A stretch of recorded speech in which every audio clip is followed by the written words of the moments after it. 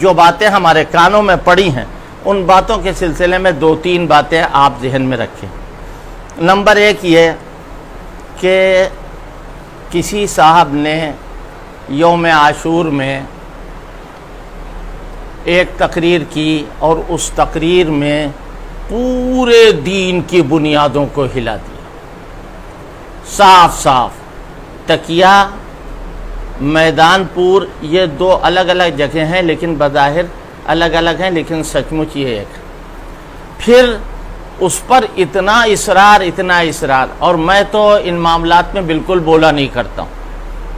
میں نے شروع میں ارادہ کیا کہ حضرت مولانا محمد رابع حسنی دامت برکاتہم سے ملاقات کروں، لیکن مجھے پتہ چلا کہ مولانا رابع صاحب اس حال میں نہیں ہے، بیمار ہیں۔ اگر ان کے پاس سامنے کوئی ایسی بات پڑی کہ جس سے ان کو تکلیف ہو تو یہ بات مناسب نہیں ہے۔ پھر میں نے ارادہ کیا کہ حضرت مولانا سعید الرحمن صاحب کے پاس جاؤں اور ان سے جا کے بات کروں، لیکن میں نے سوچا یہ کہ ایک بات ہے اپنے دب جائے گی۔ آگے چل کر کے میں کل سے دیکھ رہا ہوں کہ اس کو دیوبند اور ندوے کا مسئلہ بنایا گیا ہے کہ ندوی دیوبندیوں سے جلتے ہیں اور دیوبندی جو ہے وہ ندویوں سے جلتے ہیں۔ یہ ایک مسئلہ بنایا جا رہا ہے۔ میں آپ سے ایک بات عرض کرتا ہوں، الحمدللہ 10 سال سے میں دارالعلوم دیوبند کا رکن شورا ہوں۔ جمعیت علماء میں لگ بھگ مجھے 30-35 سال ہو گئے ہیں لگے ہوئے۔ اللہ کا شکر ہے، علماء دیوبند کا میرے اوپر اعتماد ہے اور میں خود اپنے آپ کو اپنے حساب سے ایک ذمہ دار سمجھتا ہوں۔ میں کہتا ہوں کہ ندوہ اور دیوبند کا مذہب الگ الگ نہیں۔ پھر اللہ کا شکر ہے میرا تعلق حضرت مولانا علی میاں رحمۃ اللہ علیہ اور موجودہ ناظم حضرت مولانا محمد رابع حسنی دامت برکاتہم سے غیر معمولی، اور ہم ان دونوں کو سند مانتے اور تمام اکابر کو ہم مانتے۔ ہم کہہ رہے ہیں اس کا کوئی بھی تعلق نہ ندوے سے نہ دیوبند، یہ تو اسلام کا مسئلہ ہے۔ پھر یہ کہ تقریر میں جو باتیں کہی گئی ہیں، جو باتیں لائی گئی ہیں، وہ باتیں تو اسلام کو گرا رہی ہیں۔ مثلا چند باتیں آپ سن لیجیے۔ نمبر 1 یہ ہے کہ حضرت صدیق اکبر کی خلافت کا انعقاد جو ہوا ان کو بیعت عامہ نہیں حاصل ہوئی۔ یہ جھوٹ ہے، غلط ہے، افتراء ہے اور شیعوں کا لگایا ہوا بہتان ہے۔ حضرت صدیق اکبر رضی اللہ تعالیٰ عنہ کو خلافت عامہ، بیعت عامہ حاصل ہوئی، اور وہ حضور پاک صلی اللہ علیہ وسلم کے خلیل المرتضیٰ دیکھ لیجئے۔ اگر آپ کو بھروسہ ہو، یہ بھی تو ایک مسئلہ ہے نا کہ آپ کو بڑے بڑوں پر بھروسہ نہیں، شاید آپ کو اپنے اوپر بھی بھروسہ نہیں ہے، اسی لیے تمام باتیں آج کل آپ آج کہہ رہے ہیں اور دوسرے دن کہہ رہے ہیں، آج آپ عام کہہ رہے ہیں، کل آپ املی کہہ رہے ہیں، آپ کا کوئی ٹھکانہ نہیں ہے۔ لہٰذا آپ مولانا علی میاں صاحب کے المرتضیٰ اٹھا کے دیکھیے۔ حضرت علی فرماتے ہیں حضور نے ہمارے دین کا امام ابو بکر کو بنایا۔ حضرت علی فرماتے ہیں ہم نے اپنی دنیا کا امام انہیں بنا لیا۔ حضرت صدیق اکبر کے ہاتھ پر حضرت علی کا بیعت کرنا ایسا ہے جیسے دن کا سورج۔ صدیق اکبر کی خلافت خلافت عامہ ہے، اس کو کوئی آدمی مٹا نہیں سکتا۔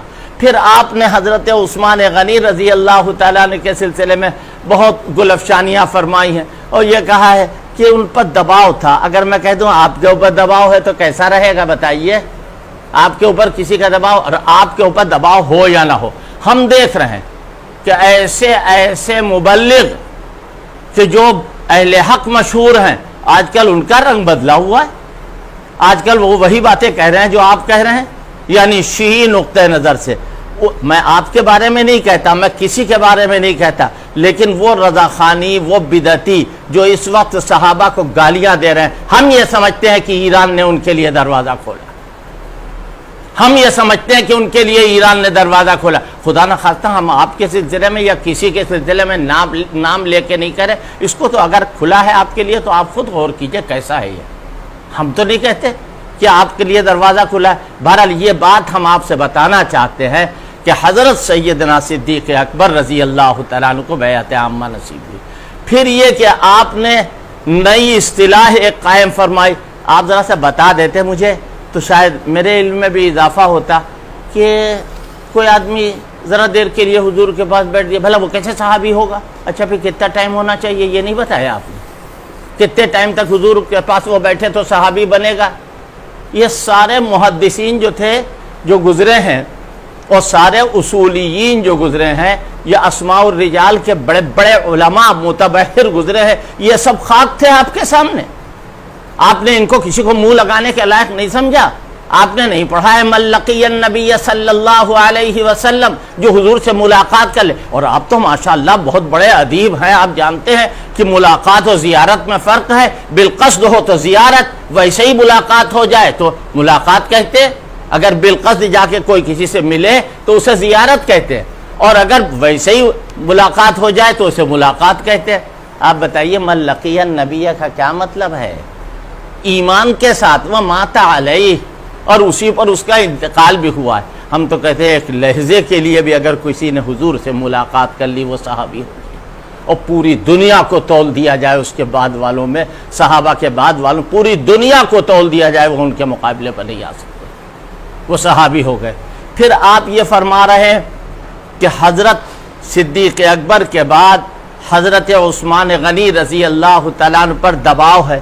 آپ یہ فرما رہے ہیں کہ حضرت معاویہ، اللہ اکبر، حضرت معاویہ کے سلسلے میں تو آپ نے وہ کہا ہے ہم اللہ سے دعا کرتے ہیں اللہ پاک آپ کو مرنے سے پہلے معاف فرما، آپ کی موت سے پہلے اللہ آپ کے جرم کو معاف فرما دے.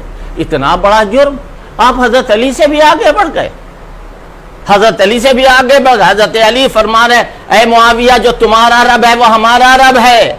حضرت علی فرما رہے ہیں کہ اے معاویہ تم ہم سے ایمان میں، ہم تم سے ایمان میں زیادہ نہیں ہو سکتے ہیں. حضرت علی سے کسی نے پوچھا آپ بھی جنت میں جائیں گے اور معاویہ والے بھی جنت میں جائیں گے؟ کہا ہاں، قتلانا و قتلا معاویہ فی الجنہ، میرے مقتول اور معاویہ کے مقتول دونوں جنت میں جائیں گے. کسی نے کہا کہ آپ بھی جنت میں وہ بھی جنت میں؟ اس کا جواب دیا ہاں، کہ دنیا میں تو آپ کی لڑائی رہی ہے. فرمایا ونزعنا ما فی صدورہم من غل اخوانا علی سرر متقابلین، ہمارے دلوں سے کدورت نکال دی جائے گی اور ہم بھائی بھائی بن کے جنت میں جائیں گے. لیکن آپ نے ابھی سے ان کو جہنمی کہنا شروع کر دیا، ابھی سے آپ نے ان کو کافر کہنا شروع کر دیا. اللہ آپ کے ساتھ اچھا معاملہ دنیا میں بھی فرمائے اور آخرت میں بھی فرمائے. آپ کو کم سے کم مشورہ کر لینا چاہیے.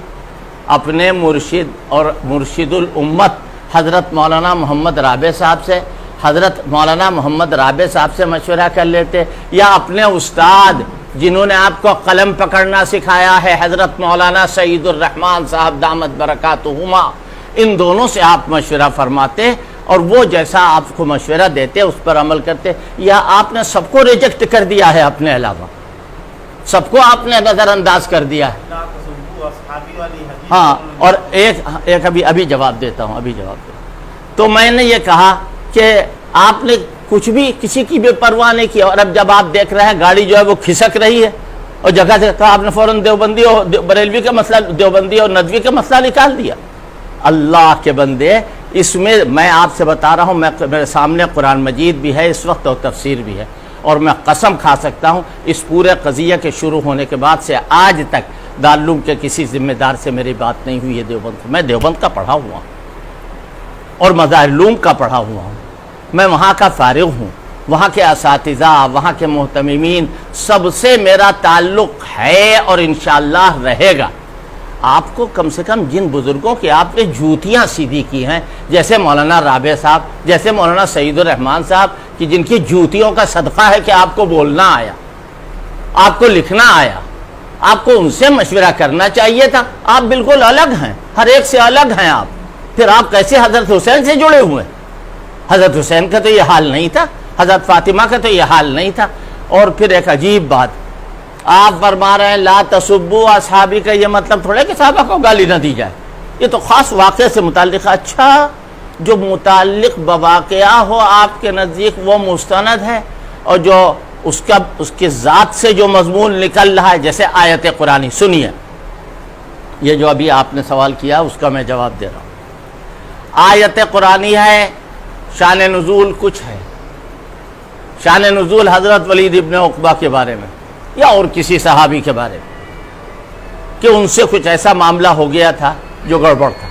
صحابہ معصوم نہیں، خطا کا امکان.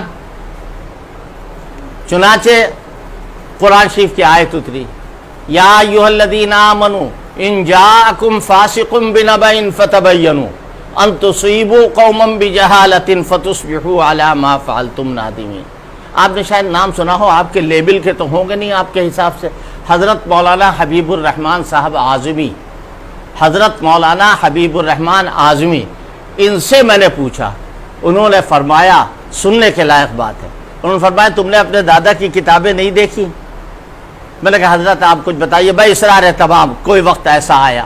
حضرت نے فرمایا کہ دیکھو، شان نزول سے جو مضمون معلوم ہوتا ہے وہ روایت سے معلوم ہوتا ہے اور وہ ظنی ہوتا ہے، اور آیت قرآنی سے جو مضمون معلوم ہوتا ہے اور متن حدیث سے جو مضمون معلوم ہوتا ہے وہ قطعی ہوتا ہے۔ آپ نے کیا فرمایا کہ اس سے مراد یہ لا تسبوا اصحابی، صحابہ میں بھی بہت ساری باتیں ہیں، غلط ہے، صحیح ہے، جھوٹ بھی بولتے تھے اور یہ بھی کرتے تھے۔ اللہ میاں نے پھر کیوں کہا اولئک هم المفلحون؟ اللہ میاں نے ان کو کیوں کہا اولئک هم الصادقون؟ قرآن میں کیوں ہے یا ایھا الذین آمنوا اتقوا اللہ وکونوا مع الصادقین؟ اس سے کون مراد؟ آپ کیا کہہ رہے ہیں لا تسبوا اصحابی، میرے صحابہ یا اصحابی کیوں کہا جا رہا ہے اگر کسی ایک کا مسئلہ تھا؟ اور اس میں یا جو ہے وہ کون سی ہے؟ آپ تو ماشاءاللہ نحوی بھی بہت بڑے ہوں گے، اس لیے کہ طلاق تو بہت بڑے ہیں آپ، نحوی بھی بہت بڑے ہوں گے آپ بتائیے کہ اس میں تا کون سی ہے؟ پیار کی ہے، دلار کی ہے یا نہیں ہے لا تسبوا اصحابی میں؟ اور آپ کہہ رہے ہیں کہ نہیں صحابہ اکرام، صحابہ سن لیجئے، صحابہ اکرام میں کسی کے بارے میں برا کہنا تو الگ، سوء ظنی کا شکار ہونا لعنت الہی، سوء ظنی کا شکار ہونا۔ 3 گروہ بیان کیے۔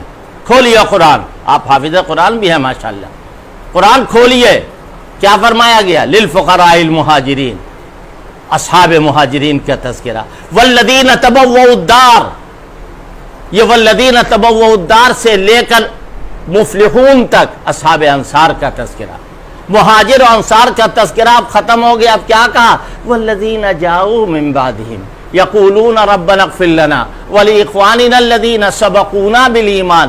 بعد میں آنے والے لوگ اپنے ایمان کو اگر ظاہر کریں تو ان کے ایمان کو دیکھا جائے، اور دیکھنے کے بعد دیکھا جائے یہ صحابہ کے برا کہنے والے ہیں یا صحابہ کے 16 آنے ماننے والے ہیں۔ اگر صحابہ کے برا کہنے والے ہیں تو بعد میں آنے والے لوگ مسلمان نہیں، اور یہ میں اپنی طرف سے نہیں کہہ رہا۔ حضرت سیدنا زین العابدین کے پاس کچھ لوگ آئے اور آنے کے بعد ان سے کہا جاء نفر من العراق من شیعتکم، عراق کشف الغمہ فی معرفت الائمہ، کچھ لوگ آئے عراق سے، من شیعتکم، یہ آپ کے شیعہ ہیں۔ حضرت نے دیکھا، کس نے؟ سیدنا زین العابدین نے، اور فرمایا هل انتم من الذین هاجروا واخرجوا من دیارہم، کیا تم مہاجرین میں سے ہو؟ قالوا لا، کہنے لگے نہیں ہم مہاجرین میں سے نہیں۔ هل انتم من الذین تبوؤا الدار والایمان من قبلہم، کیا تم ان میں سے ہو جو انصار تھے، جنہوں نے مہاجرین کو ویلکم کہا، جو مہاجرین سے محبت کرنے والے تھے؟ قالوا لا، کیوں؟ فقالوا فی ابی بکر وعمر وعثمان، وہ لوگ ابو بکر، عمر اور عثمان کو الٹا سیدھا کہہ رہے تھے۔ حضرت سیدنا زین العابدین فرماتے ہیں میں قسم کھا کے کہتا ہوں بعد والوں میں سے تم نہیں ہو سکتے ہو۔ کیوں؟ قرآن کہہ رہا ہے والذین تبوؤا الدار والایمان من قبلہم، اس کے فوراً بعد یہ آیت ارشاد فرمائی والذین جاؤوا من بعدہم، جو لوگ بعد میں آئے، یقولون ربنا اغفر لنا ولاخواننا الذین سبقونا بالایمان، وہ کیا کہہ رہے ہیں؟ کہ اللہ ہمارے گناہوں کو معاف فرما دے، اور جو ہم سے پہلے چلے گئے صاحب ایمان لوگ جو چلے گئے ان کے گناہوں کو معاف فرما دے۔ اور آگے کیا؟ ولا تجعل فی قلوبنا غلا، اور ان کی طرف سے ہمارے دلوں کے اندر کوئی تنگی نہ پیدا فرما۔ زبان سے کہنا، قلم سے لکھنا آگے کی بات ہے، صحابی کی طرف سے دل میں تنگی پیدا ہو جائے گی تو تم مسلمان نہیں رہو، چاہے تم ندوے کا دامن پکڑو چاہے دیوبند کا دامن پکڑو۔ یاد رکھو ہرگز علماء دیوبند، علماء ندوہ کا یہ مذہب نہیں ہے۔ علماء ندوہ حضرت مولانا علی میں جو دور قریب کے ہیں ان کو دیکھو، حضرت مولانا علی میاں، ان کے والد حضرت مولانا حکیم عبدالحی، اور آج کے دور میں حضرت مولانا محمد رابع، یہ سب معترف نہیں ہے امام اہل سنت کے بلکہ معتقد ہے۔ آپ اپنا حساب جانے الگ، میں کہہ رہا ہوں پوری ذمہ داری کے ساتھ میں نے کہا تھا کہ میں دارالعلوم کی شورا کا بھی ممبر ہوں اور ندوے کی شورا کا بھی ممبر ہوں، اور آپ جانتے ہیں ندوے کا بالکل یہ ذہن نہیں۔ اگر کوئی مسئلہ ایسا پیدا ہوا ہے کبھی تو علماء راسخین کھڑے ہوئے ندوے میں، اور کھڑے ہو کر کے انہوں نے اس مسئلے کے سلسلے میں جو کرنا چاہیے وہ کیا۔ آج آپ یہ کہہ رہے ہیں، یاد رکھیے آپ کو چاہیے یہ کہ آپ جائیے مولانا رابع صاحب کے پاس اور جا کر کے آپ توبہ کیجئے، اور آپ ان کی مجلس میں مسلسل بیٹھیے۔ میں آپ کے ساتھ ہمدردی والا معاملہ کر رہا ہوں، رہ گیا یہ کہ حضرت علی افضل ہے یا حضرت معاویہ افضل ہے، اس چکر میں آپ نہ رہیے۔ ہمارے لیے علی بھی افضل ہے، ہمارے لیے معاویہ بھی افضل ہے، اور یاد رکھیے کہ حضرت علی کے برابر حضرت عثمان کے بعد حضرت علی ہیں، اور اس کے بعد جتنے صحابہ ہیں کوئی حضرت علی کے مقابلے پر نہیں ہے، چاہے اس میں حضرت طلحہ ہو، حضرت زبیر ہو، جتنے، کیوں؟ اتفاقاً جو ترتیب فضیلت ہے وہی ترتیب خلافت بھی ہے۔ حضرت عبد الرحمن ابن عوف، حضرت ابو عبیدہ ابن الجراح، حضرت طلحہ، حضرت زبیر، حضرت سعد، حضرت سعید، جو عشرہ مبشرہ کے ہیں، میں ان کا نام لے رہا ہوں، کوئی بھی حضرت علی کے برابر نہیں۔ حضرت علی رضی اللہ تعالیٰ عنہ چوتھے خلیفہ، اور اسلام میں بھی چوتھا ان کا نمبر۔ اب آئے حضرت معاویہ۔ حضرت معاویہ کے سلسلے میں حضرت امام اہل سنت نے لکھا کہ صف نعال میں جگہ مل جائے۔ جی ہاں، آپ کے نزدیک بے عزتی کی بات ہے صف نعال، اس لیے کہ آپ کو تو کسی بزرگ کی صف نعال میں بیٹھنے کا موقع نہیں ملا ہے۔ کسی خادم اور کسی چاہنے والے سے کہو صف نعال کتنی اعلیٰ درجے کی جگہ ہے۔ حضرت علی رضی اللہ تعالیٰ عنہ سابقین اولین میں سے ہیں۔ حضرت معاویہ ان کے مقابلے پر باغی اور خاطی تھے، وہ باغی نہیں جو آج کل کہا جاتا ہے، اخباروں میں لکھا ہے۔ حکومت وقت حضرت علی خلیفہ راشد، حضرت علی چوتھے خلیفہ، اور وہ حق پر، حضرت معاویہ نا حق پر۔ لیکن یاد رکھو، منہ کالا ہو جائے گا مرنے سے پہلے اور مرنے کے بعد اگر حضرت معاویہ کے شان میں گستاخی کرو گے۔ حضرت امام شاہ ولی اللہ محدث دہلوی رحمۃ اللہ علیہ، جن کو یہ کہا جائے کہ اس امت میں اللہ تعالیٰ نے ان کو ایک عظیم انسان بنا کے بھیجا، ساری دیوبندیت اور ساری ندویت اور سارے اہل حق جو ہے وہ حضرت امام شاہ ولی اللہ کا لوہا مانتے نہیں ہیں بلکہ ان کے ممنون کرم ہیں۔ وہ فرماتے ہیں باید دانست کے معاویہ ابن ابی سفیان رضی اللہ عنہ یکے از اصحاب حضرت صلی اللہ علیہ وسلم بود، اور فرماتے صاحب فضیلت جلیلہ در زمرہ صحابہ رضوان اللہ علیہ مجمعین، صاحب فضیلت ہیں تمام صحابہ اکرام میں، اور حضرت فرماتے ہیں کہ خبردار ان کے حق میں سوء ظنی نہ کرنا، اور ان کے حق میں سوء ظنی کر کے حرام کے مرتکب نہ ہونا۔ میں حوالہ دے رہا ہوں حضرت امام اہل سنت رحمۃ اللہ علیہ کی سیرت خلفائے راشدین، جہاں انہوں نے اہل سنت و جماعت کے عقیدے لکھے ہیں، یہ 12ویں عقیدے کے بعد ہے۔ حضرت علی اور حضرت معاویہ کی لڑائی ہوئی، جنگ جمل اور جنگ صفین۔ ایک طرف حضرت علی ہے، دوسری طرف صفین میں حضرت معاویہ، یقیناً لڑائی ہوئی۔ پھر اب آپ سے یہ کہا جا رہا کہ آپ آئیے حضرت علی کی طرف کھڑے ہو جائیے، حضرت معاویہ کو برا کہہ دیے۔ اس زمانے میں، جس زمانے میں یہ جھگڑا ہوا ہے، حضرت علی کی زبان سے حضرت معاویہ کے خلاف ایک جملہ نہیں نکلا۔ اگر کوئی گڑھ لے تو اس کا اپنا معاملہ۔ حضرت معاویہ نے بھی حضرت علی رضی اللہ تعالیٰ عنہ کو مانا ہے، ان کے فضل کو مانا ہے، ان کے شرف کو مانا، اور یہ خطائے اجتہادی ہے، اور خطائے اجتہادی پر ایک ثواب تو ملتا ہے کب؟ جب غلطی ہو جائے، اور 2 ثواب ملتے ہیں۔ اسی لیے ایک اصول وضع کیا گیا، المجتہد یخطئ و یصیب، کہ مجتہد سے خطا بھی ہوتی، ثواب بھی، کہ من اصاب فلہ اجران، کہ اگر کوئی آدمی ٹھیک مجتہد فیصلہ کرے تو اس کو 2 اجر ملتے ہیں، ومن اخطا، اور اگر خطا ہو جائے فلہ اجر واحد، تو اس کو ایک ہی اجر ملے گا۔ حضرت سیدہ فاطمہ رضی اللہ تعالی عنہا، حضرت سیدنا حسن، حضرت سیدنا حسین اور ان کی آل اولاد نہ صرف یہ کہ ہمارے لیے ماننے کے لائق ہیں، ہم ان سب حضرات کو اپنی شفاعت کا ذریعہ سمجھتے ہیں۔ اگر ان کو ان کے طریقے پر چلیں گے، ان سے محبت کریں گے تو حضور ہمارے اوپر محبت کی نظر قیامت میں ڈالیں گے اور اللہ سے ہمارے لیے سفارش کریں گے۔ یہ نہیں ہم تو سمجھتے ارے ہم آپ کو بہت اونچا سمجھتے، اگر آپ راہ راست پر رہتے۔ آپ تو بالکل ایسا لگتا ہے جیسے کوئی امام کچھ نہیں، کوئی مجتہد کچھ نہیں، جو آپ کہہ دیں وہ اپنا گھوڑا آپ چلائیں گے۔ ایسا نہیں ہوتا ہے، اس دنیا میں رہ کر کے سب کو ماننا پڑتا ہے۔ آپ اپنے اساتذہ کی طرف رجوع ہوئیے، مولانا برہان الدین صاحب سے ملاقات کیجئے، اور جو آپ کے اساتذہ اس وقت وہ کہہ رہے ہیں کہ ہم ابھی بھی صحیح ہیں، اور جو ہم نے کہا تھا وہ تقریر میں نے سنی ہے وہ بالکل ٹھیک ہے، وہ رجوع نہیں کر رہے۔ رجوع کریں یا نہ کریں، اگر وہ تو فیما بینہ و بین اللہ والا معاملہ ہے، اللہ کے ساتھ ان کا معاملہ ہے۔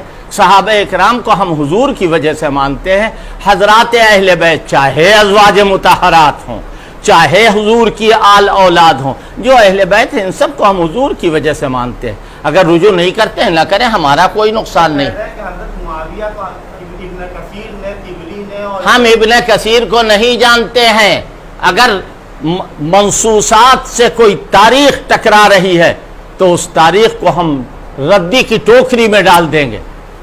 صحابی ہونا، حضور پاک صلی اللہ علیہ وسلم کی صحبت نصیب ہونا، چاہے وہ حضرت علی ہو چاہے حضرت معاویہ، اور تاریخی روایات شیعوں کی گڑھی ہوئی، کذابوں کی روایت کی ہوئی تاریخی روایات، آپ نے ایک دو واقعات سن لیجئے، بات لمبی ہو رہی ہے، مجھے بھی دوسرے کاموں میں لگنا ہے۔ ایک صاحب بنگلور میں آئے میرے پاس، اور آنے کے بعد کہنے لگے اس کتاب کے اوپر کچھ لکھ دیجئے۔ انہوں نے اس کتاب میں حضرت معاویہ رضی اللہ تعالیٰ عنہ کی کچھ برائیاں لکھی، حضرت عائشہ پر کچھ تنقید کی، اور اس کے بعد کہنے لگے کہ صاحب اس پر آپ کچھ لکھ دیجئے۔ میں نے کہا اچھا رکھ دیجئے، دیکھا جائے گا۔ جب میں نے اس کتاب کو دیکھا تو حضرت معاویہ کی برائی، حضرت عائشہ کی برائی، شام ہو گئی، وہ آئے واپس لینے کے لیے، میں نے کہا وہ کتابیں رکھی اٹھا کے لے جائیے۔ کہنے آپ نے کچھ لکھا نہیں، ہم نے کہا نہ لکھا ہے نہ لکھوں۔ کہنے کیوں؟ ہم نے کہا آپ کیوں کے چکر میں نہ پڑیے، آپ جائیے۔ خیر میں چاہتا تھا بات آگے نہ بڑھے، آخرکار وہ سر ہو گیا کہ نہیں آپ کو بتانا ہوگا۔ تو ہم نے کہا کہ بھائی اس میں آپ نے کچھ غلط باتیں لکھی ہیں، اس لیے میں نہیں لکھوں گا۔ کہنے صاحب وہ تو ایک تاریخی حقیقت ہے۔ میں نے کہا اچھا، تاریخی حقیقت قرآن کے سامنے باوزن ہوگی اور قرآن اس کے سامنے بے وزن ہوگا؟ ہم نے اصحاب کرام کی عظمت کو قرآن مجید کے راستے سے جانا ہے، وہ قرآن کے ناقل ہیں، وہ حدیث کے ناقل ہیں۔ تمام محدثین کا اجماع ہے کہ کبھی بھی کسی بھی قیمت پر صحابہ پر کوئی جرح و تعدیل نہیں ہو، صحابہ کو جانچا پرکھایا نہیں جائے گا۔ جتنے راوی ہیں سب کی جانچ پڑتال ہوگی، لیکن صحابہ کی جانچ پڑتال نہیں ہوگی۔ پھر میں نے ان سے کہا کہ اچھا صاحب نہیں مان رہے ہیں وہ کسی طرح۔ میں نے کہا یہ بتائیے آپ کے والد کی شادی ہو گئی؟ اب وہ غصانے لگے کہ بتائیے میرے والد کی شادی ہوئی یا نہیں ہوئی؟ کہنے ہاں شادی تو ہو گئی۔ تو ہم نے کہا یہ بتائیے آپ کی والدہ صاحبہ جس وقت دلہن بن کے آئی تھی وہ کس رنگ کے کپڑے پہنے میں تھی؟ کہنے آپ عجیب طرح کی باتیں کریں۔ ہم نے کہا کیوں؟ یہ تاریخی حقیقت نہیں ہے، اس کو لائیے زبان پر۔ آپ اماں ہونے کی وجہ سے نہیں لائیں گے نا، اور ام المومنین کو اگر اماں نہ کہو تو ایمان چلا جائے گا۔ اماں نہ مانو، ان کی شان میں تم بے حرمتی کر رہے ہو تاریخ کا سہارا لے کر کے۔ جو لوگ تاریخ کا سہارا لیتے ہیں اور صحابہ اکرام کی شخصیت کو داغدار کرتے ہیں، وہ یاد رکھیں ان کو حدیث کا علم نہیں ہے، ان کو قرآن کا علم نہیں ہے۔ ان کو چاہیے کہ وہ اکابر کی صحبت میں بیٹھیں اور ان کی جوتیاں سیدھی کریں اور ان کی سخت سست سنیں، تب جا کے کام بنے گا۔ یہ نہیں ہے کہ شیروانی پہن لی اور چار آدمی جو ہے وہ آگے چلے گئے، چار آدمی پیچھے چلے گئے، ہم سب سے بڑے فرعون ہیں۔ یہ اس طرح کام نہیں چلنے والا۔ اس بھی اشکال ہے کہ یہاں جس طرح صحابہ کرام کا تذکرہ ہوتا ہے، اہل بیت کا تذکرہ نہیں ہوتا۔ ان کے وہ ٹھیکیدار ہیں اس کے۔ نبیت ان لیلی ارسلت بشفاعت، نبیت ان لیلی ارسلت بشفاعت الیہ فہلا نفس لیلی شفیعها۔ اہل بیت کی ذات نہیں ہمارے اوپر محمد، وہ ان کے کہنے سے ہم اہل بیت کا تذکرہ کریں گے؟ وہ کون ہوتے ہیں اس معاملے میں بولنے والے؟ ان کا کیا دخل ہے اس سلسلے میں؟ ہم ان کی سفارش پر حضرت فاطمہ کو مانیں گے، ہم ان کی سفارش پر حضرت حسین کو مانیں گے۔ ہاں ہم حضرت معاویہ کی ہڈیوں پر حضرت حسین کے محبت کا محل نہیں تعمیر کریں گے، یاد رکھو۔ اور نہ حضرت حسین رضی اللہ تعالیٰ عنہ کو دبا کر کے ہمیں یزید سے کچھ لینا دینا نہیں۔ مگر آج یزید کے سلسلے میں جو کچا چٹھا آ رہا ہے، ہم ان کی خدمت میں انتہائی ادب کے ساتھ عرض کرتے ہیں کہ اے باد صبا ہی ہم اے باد صبا ای ہما آورد ہے تست، یہ سب آپ ہی کی برکت سے آ رہا، اگر آپ نے یہ مسئلہ نہ اٹھایا ہوتا تو لوگ گڑے ہوئے مردے نہ اکھاڑتے۔ اس لیے اگر ہم آپ سے کہیں تو گستاخی تو ضرور ہوگی، نہ تم صدمے ہمیں دیتے، نہ ہم فریاد یوں کرتے، نہ کھلتے راز سربستہ، نہ یہ رسوائیاں ہوتی۔ ہم آپ کے سے نہ مقابلہ چاہتے ہیں، نہ ہم آپ سے بحث چاہتے ہیں۔ ہم نے تو اس لیے یہ بات کہی کہ لوگ حضرت مولانا رابع صاحب کو برا بھلا کہہ رہے ہیں، حضرت مولانا سعید الرحمان صاحب کو برا بھلا کہہ رہے ہیں، حضرت مولانا علی میاں صاحب کو الٹا سیدھا کہہ رہے ہیں۔ ہم کہتے ہیں، ہم جانتے ہیں، ہمارا دل سے عقیدہ ہے کہ یہ مبارک لوگ جو ہیں وہ تمام خرافات سے دور ہیں، اور ندوہ ہرگز اس کی یہ پالیسی نہیں ہے۔ دیوبند اور ندوے کی لڑائی کا جو لوگ شاخسانہ پیدا کر رہے ہیں وہ مخالفوں کی آواز کے ڈر سے یہ بات کہہ رہے ہیں کہ اس کا اختلاف ہوتا ہے۔ ہر مسلمان اس کے خلاف آپ نے بات کی ہے، ایمان کے خلاف آپ نے بات کی ہے، قرآن کے خلاف آپ نے بات کی، حدیث کے خلاف آپ نے بات کی۔ اللہ آپ کو ہدایت دے، اللہ آپ کو ہدایت دے، اور مرنے سے پہلے اللہ پاک آپ کو اور ہم کو سب کو توبہ کرنے کی توفیق عطا فرمائے۔ والسلام علیکم ورحمۃ اللہ وبرکاتہ۔